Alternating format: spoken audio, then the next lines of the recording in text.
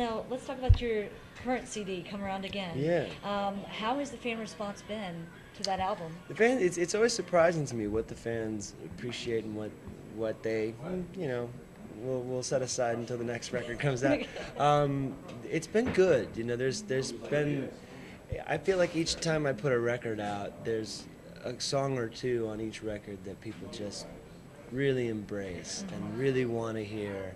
And this one was no exception. There's a couple tunes on this new record that people every night want to hear, and it's great to be able to come out and play those songs. And Which ones are the two that this pop out more so? this one, there's a few, but I recorded a song that I wrote with a friend of mine, Joe Firstman, called "Pretty Things," and it's sort of like an anthem of commiseration. You know, it's like this breakup song. It's the breakup song of all breakup songs. Oh. You know? And so people, somehow it hits home with a lot of people, Yeah. and so they all relate to it and want to sing along. You know.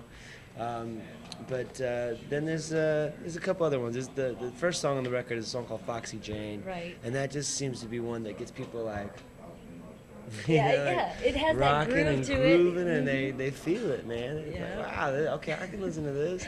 Yeah.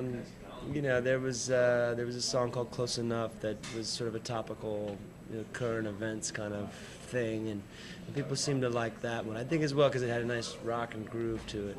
I wrote a song called Giving It All Away with my producer friend Mike Vizcarra, and it's probably the more poignant song on the record. It's kind of about young girls and how they try and become more sooner, try to become more and sooner than they should, Right. and how, what that sort of leads to, what sort of path that looks like, and it's another one. It's just got like a timeless rock, sassy, really strong guitar riffs and things, and a strong melody. And I think that's what people really end up resonating with is melody and lyrics. So. Yeah, the groove. Everybody's looking for that groove, something that it's just catchy, and Yeah, that's what it's people like when the music puts you in a particular mood.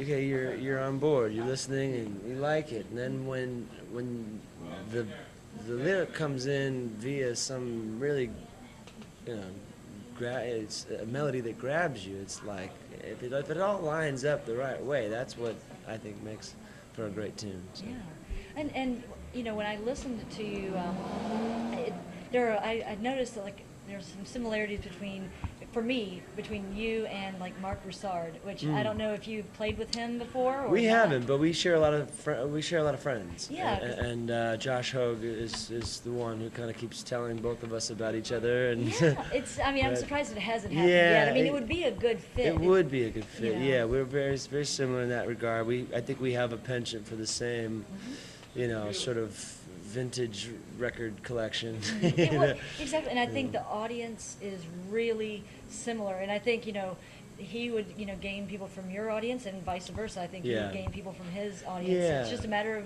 working it out and making the schedule happen. I know we have a lot of the same fans because a lot of my fans are big Broussard fans. Yeah, so that's another reason. I love him, and when I heard you, I'm like, oh, okay, I'm gonna like this too. So it's Nice. awesome. It's great. Nice, thank you. Yeah, well, dream tour.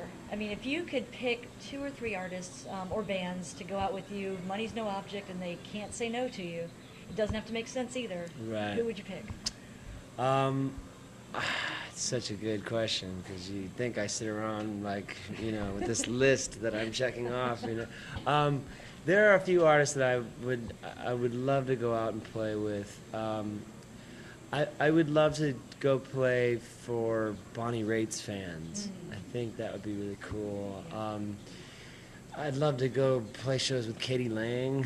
I think she's great, though we're not terribly similar. But Jackson Browne is another one. Like some of the more, Established older artists, that would be yeah. great. As far as the new crop, so to speak, I don't know. There's who's out there? Ray LaMontagne is obviously one of my favorites, and he's fantastic. I don't know. it's a good question. Those are good answers. But yeah, though. Those that's are good. kind of yeah. No, that's good. Anyway, but as well, there are some artists that are out there, that are more like career touring artists of sort of the caliber that I have found I don't say caliber, but like in the sort of bracket that I find myself in, as far as playing the smaller venues, not quite having graduated into like the theater realm or let alone the arena realm, but Right. obviously you reach a ceiling where it seems like, okay, with maybe a song at radio or some huge placement on a big TV show or something that sort of breaks you into more of the the living room, the household name Right. sort of status, until that sort of fate occurs, and there's a lot of really amazing artists that are out there chipping away at a really great career and a great a great body of work. And there are some artists like a guy named David Wilcox, who I know travels and plays all the time, and Colin Hayes, the singer from Men at Work. Okay. I thought the He names sound like these are people that I see their posters up in a lot of the same venues that I play throughout the year, and so to make the rounds with someone like that would even just be perfect. It would be wonderful, and there would be as much about that would be wonderful as there would be going out and opening for Paul Simon. Which would be awesome That too. would be that would be awesome.